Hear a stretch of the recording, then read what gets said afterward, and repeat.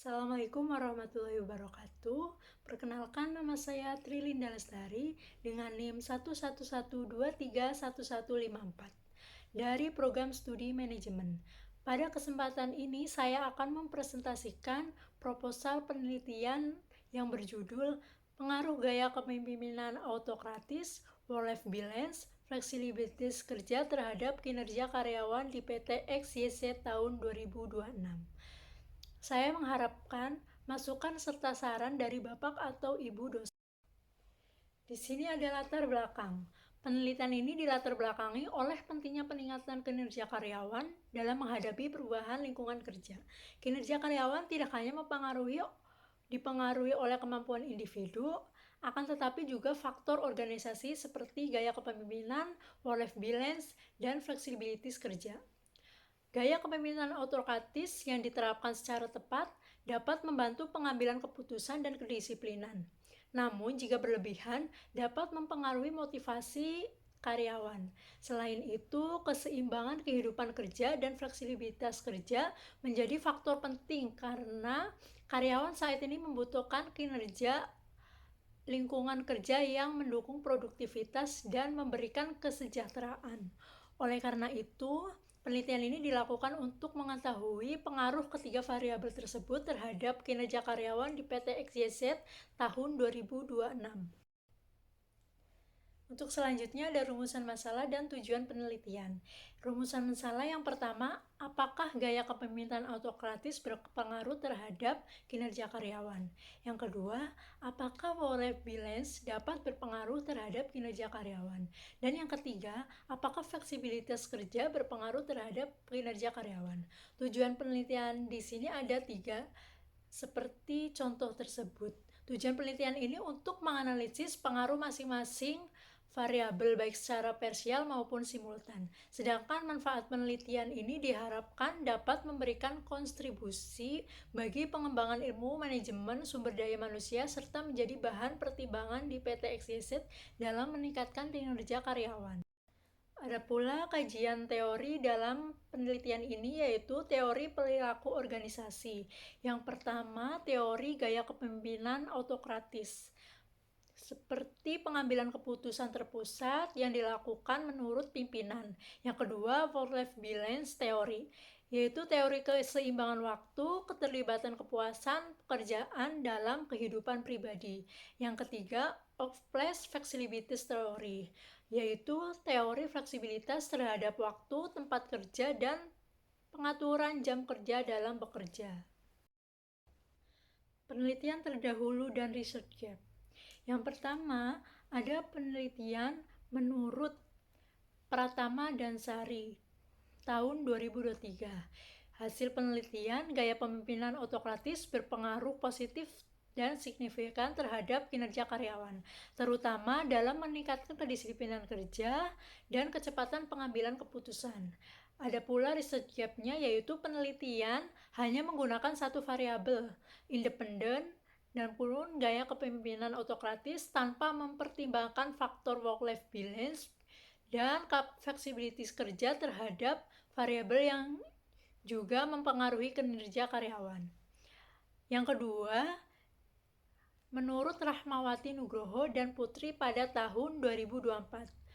Hasil penelitian yaitu work-life balance berpengaruh positif dan signifikan terhadap peningkatan kepuasan kerja serta kinerja karyawan.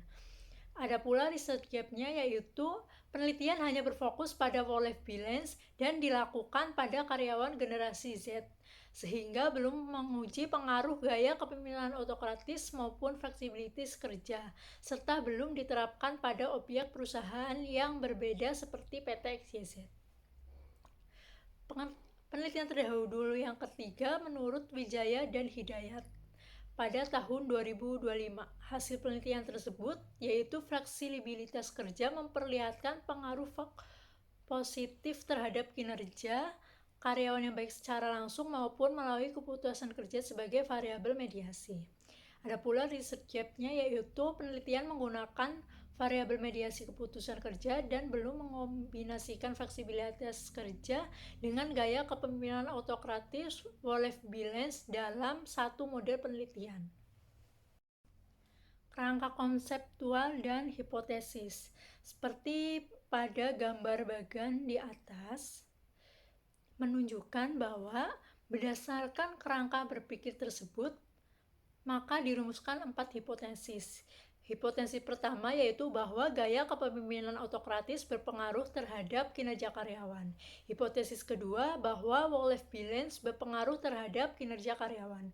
Dan hipotesis ketiga yaitu bahwa fleksibilitas kerja berpengaruh terhadap kinerja karyawan. Dari ketiga hipotesis tersebut berpengaruh parsial. Dan hipotesis keempat berpengaruh simultan. Slide selanjutnya yaitu metode penelitian. Jenis penelitian ini yaitu kuantitatif, pendekatan penelitian asosiatif, dan lokasi yang digunakan yaitu di PT XYZ waktu tahun 2026.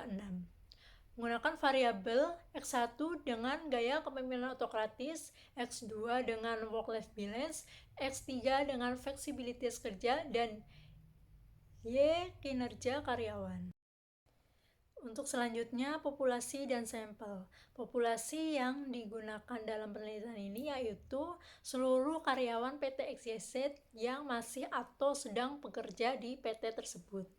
Teknik sampling yaitu menggunakan misal purposive atau random sampling. Jumlah sampling dihitung menggunakan rumus Shovlin atau metode lain yang relevan dengan hasil penelitian tersebut. Selanjutnya ada instrumen dan teknik pengumpulan data. Data penelitian dikumpulkan menggunakan kuesioner skala Likert 1-5.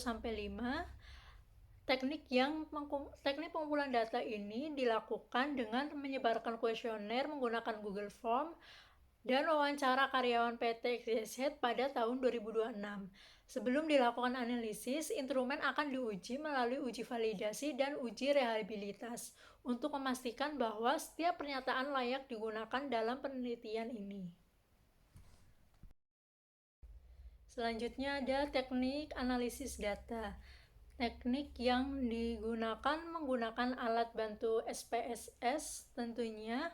Tahap analisis meliputi analisis statistik deskriptif, uji asumsi klasik yang terdiri dari uji normalitas, multikoliniaritas, dan heterokedastisitas.